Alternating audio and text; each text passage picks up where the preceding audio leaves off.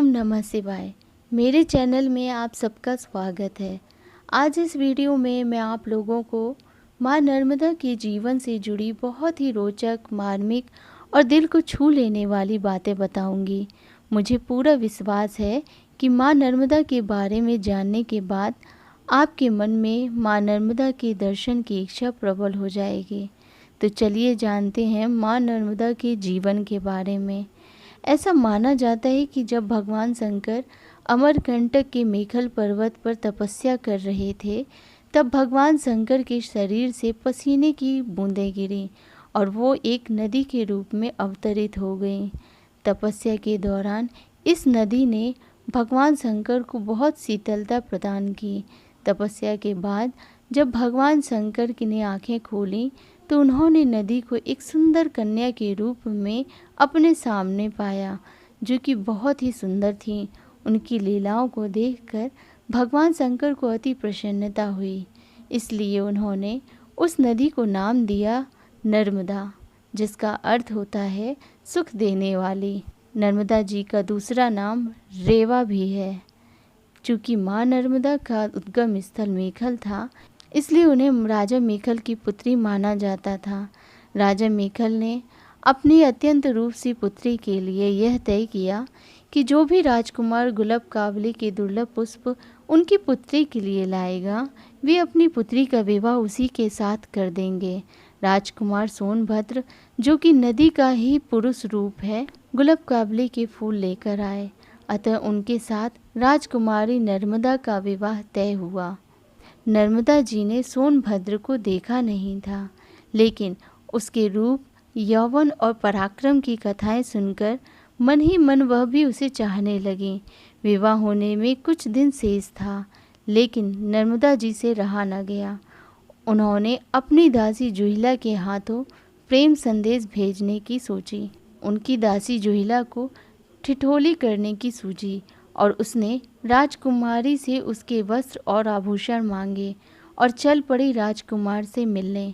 सोनभद्र के पास जब वह पहुंची तो राजकुमार सोनभद्र उसे ही नर्मदा समझने की भूल कर बैठे और नर्मदा जी की दासी जुहिला की नियत में भी खोट आ गया। राजकुमार के प्रणय निवेदन को वह ठुकरा न सकी। इधर नर्मदा जी का सब्र का बांध टूटने लगा। दासी जुहिला के आने में देरी हुई तो वह स्वयं ही चल पड़ी सोनभद्र से मिलने। वहां पहुंचने पर सोनभद्र और जुहिला को साथ देखकर वह अपमान की भीषण आग में जल उठी। तुरंत वहां से उल्टी दिशा में चल पड़ी, फिर कभी न लौटने के लिए। सोनभद्र अपनी गलती पर पछताता रहा, लेकिन स्वाभिमान और विद्रोह की प्रतीक बनी नर्मदा पलट कर नहीं आई। नर्मदा जी ने हमेशा कुंवारी रहने का प्रण कर लिया। युवावस्था में ही सन्यासिनी बन गईं। रास्ते में घनघोर पहाड़ियाँ आईं, हरे भरे जंगल आए, पर वह रास्ता बनाती चली गईं। कल कल छल छल का शोर करती बढ़ती गईं। मंडला के आदिम जनों के इलाके में पहुँची। कहते हैं आज भी नर्मदा जी की परिक्रमा में कहीं कहीं नर्मदा का करुण विलाप सुनाई पड़ता है। नर्मदा ने बंगाल सागर की यात्रा छोड़ी और अरब सागर की ओर दौड़ी। हमारे देश की सभी बड़ी नदियाँ बंगाल सागर में मिलती हैं, लेकिन गुस्से के कारण नर्मदा अरब सागर में समा गई।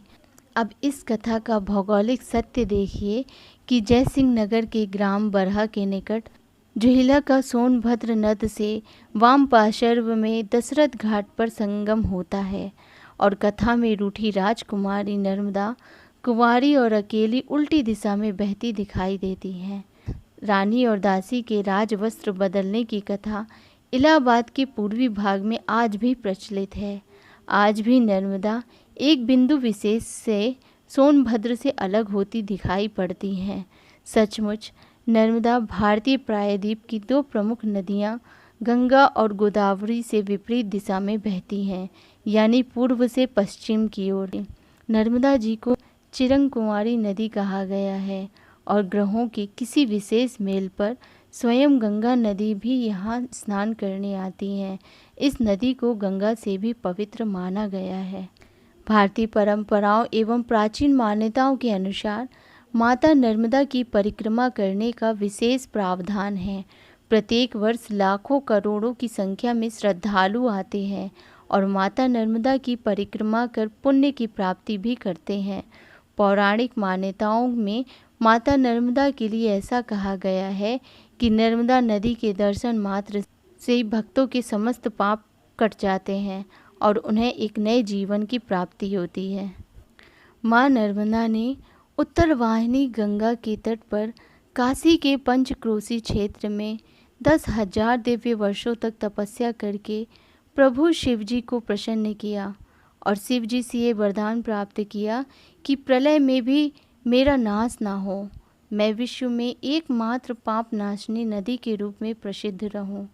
मेरा हर पाषाण नर्मदेश्वर शिवलिंग के रूप में बिना प्राण प्रतिष्ठा के पूजित हो।